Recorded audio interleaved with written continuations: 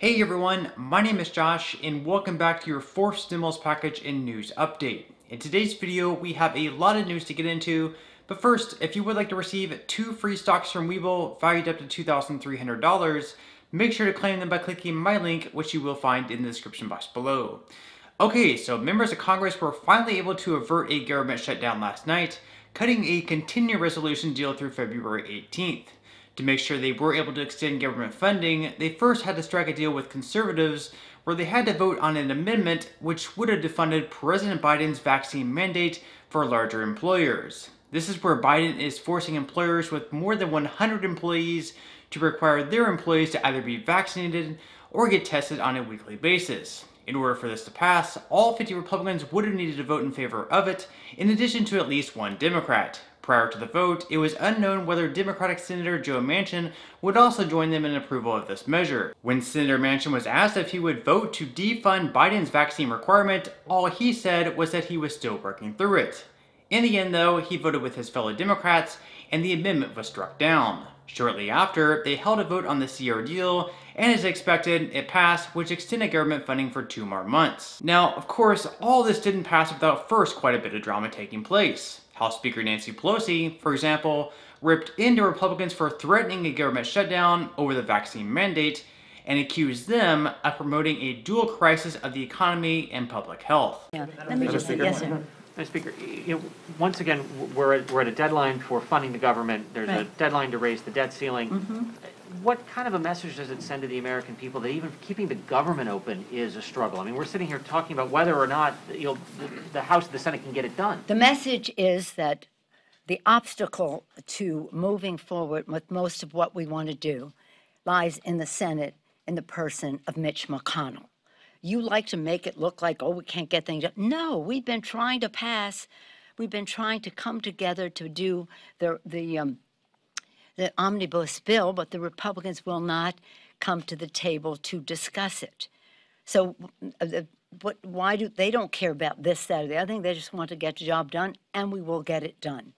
And we just have to hope that we would have some kind of, instead of repeating the Republican message, some accurate depiction of what is going on here.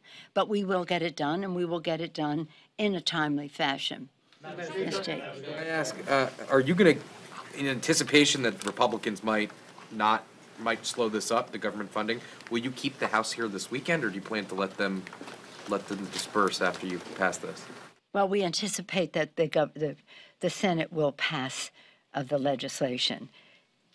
I don't think that they're anti-vaxxing thing. How do they explain to the public that they're shutting down government because they don't want people to get vaccinated? Why don't you go ask them? This is so silly. This is so silly that we have people who are anti-science, anti-vaccination, saying they're going to shut down government over that, and you're asking me what's our message. Our message is that we have to respect governance, and we have to respect science, and that's what we are doing, and we will pass this legislation. Our members, whether they are here or they are home, stand ready to keep government open. It doesn't matter their location. Mr. Hoyer was very clear in our caucus this morning that in our whip meeting this morning, that while we are optimistic about what it is, we'll stay close to ensure that but it's not. We're not going to go for their anti-vaxxing, okay? So if you think that's how we're going to keep government open, forget that. Forget that, okay? Now that government funding is out of the way, Democrats will now have to deal with raising the debt ceiling. Per Treasury Secretary Janet Yellen's last prediction, the ceiling will need to be raised once again on December 15th in order for the government to continue paying its bills. Over the past few weeks, McConnell and Schumer have been having discussions about the best way forward, but those talks have been mainly private. Not even other members of their own caucus really even know what's going on. Mitch McConnell and other Republicans would like the Democrats to raise the debt ceiling on their own through a separate reconciliation package, just so politically speaking, they can say Democrats are 100% responsible for the extra debt. Chuck Schumer and other Democrats, on the other hand, believe that Republicans have been equally responsible for all the extra debt taken on in recent years, and therefore should help them raise the ceiling. Here's Representative Marjorie Taylor Greene saying, well, maybe the government should just be shut down. Thank you. Madam Speaker, I rise in opposition to the CR. The American people are $29 trillion in debt, thanks to Congress. And this Congress wants to borrow more money and more time to figure out how to run the government and how to pay for it. That is an outrage to the American people. You want to talk about courage and responsibility? Do you know what courage and responsibility is? It's learning how to manage the people's money. The people work hard every single day. They have to pay the taxes, and then they have to trust this House, this body, and the Senate to create a budget. But every single time, it's a budget that puts them further and further in debt.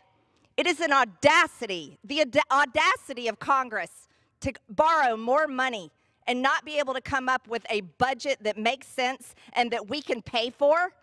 What an outrage. What an irresponsibility. That isn't courage. That is not responsibility. That is out of control behavior that this Congress needs to rein in. This government should be shut down. You want to know why it should be shut down? Because the people in here cannot control themselves. The people in here don't understand how to balance a checkbook. And the people in here do not deserve the responsibility on how to spend the American people's money. $29 trillion. $29 trillion, Madam Speaker. Shut it down. Gentlelady's time has expired. Do not pass the CR. Shut it down. $29 trillion in debt. That's definitely a handful, to say the least. So it should be real interesting to see how all this unfolds. Other than raising the debt ceiling, Schumer will also have his eyes set on passing the Build Back Better Act by Christmas. For the past few weeks, that's been a deadline he's mentioned over and over, and if he has it his way, they're going to get it done. His only problem, of course, are Joe Manchin and Kyrsten Sinema, two moderate Democrats staying in his way. Oh, and in private talks, both of these senators have pretty much been saying this bill is going to end up passing after Christmas. Also, just recently on paid leave, Joe Manchin said he would not be for it being in the Senate bill because he would rather allow for Republican input. In other words, even though Manchin would be for providing paid family and medical leave, he would like for it to be in a bipartisan bill rather than being in this reconciliation package. This means in order for the bill to pass in the Senate, the measure will need to first be removed. Many Democrats obviously are a bit upset that Manchin is trying to be bipartisan and believes that he needs to allow for this measure to stick around. Kirsten Gillibrand, a Democratic senator in New York, said, "I've urged Senator Manchin that there are many things that we can do on a bipartisan basis, but they do not include a universal earned benefit. It does not include something that's mandatory." Gillibrand believes that the only way to cover residents in West Virginia with low incomes is a universal mandatory benefit. Now, if Manchin decides that paid family leave shouldn't be in the bill, how will progressives such as Bernie Sanders react? Perhaps progressives such as Sanders will no longer vote for the bill if such measures aren't included. Then, of course, there are some other measures Manchin may also fight to be stripped from the package, as he would like to see the overall price tag drop just a little bit lower. And again, if he decides other measures need to be removed, how will progressive Democrats react to that news? After all, progressive Democrats have already dropped their price tag from $3.5 trillion to $1.8 trillion, so will they be willing to go even further? For them, is something better than nothing, or are they going to finally draw a red line? These are all questions we should have answered in the near future. After all, it wasn't too long ago that Bernie Sanders was feuding with Joe Manchin, saying that one senator shouldn't get to control his whole party. But that's the reality of the current landscape. With the Senate being split at 50-50, one Democrat can hold all the power and make all the difference. But on that note, I'm going to go ahead and wrap up this video. Again, if you would like to receive a couple of free stocks from Webull, make sure to quickly claim them by clicking my link in the description box below. To receive the first stock, you will need to fully open an account. Then to receive the second free stock, which will be valued up to $2,000, you'll need to make a qualifying deposit of at least $5. And even if you aren't all that interested in investing or continuing to invest at this point in time, you can always sell the free stocks you receive and transfer that money, however much the stocks are worth, right back to your bank account. So free stocks or free money is completely up to you. So once again, I hope everyone has a great and safe rest of their day. If you did enjoy the content in today's video, I would greatly appreciate it if you take just a second out of your day to like this video. It just lets me know that you did enjoy the content in today's video. And until next time, as always, I'll see you in the next video.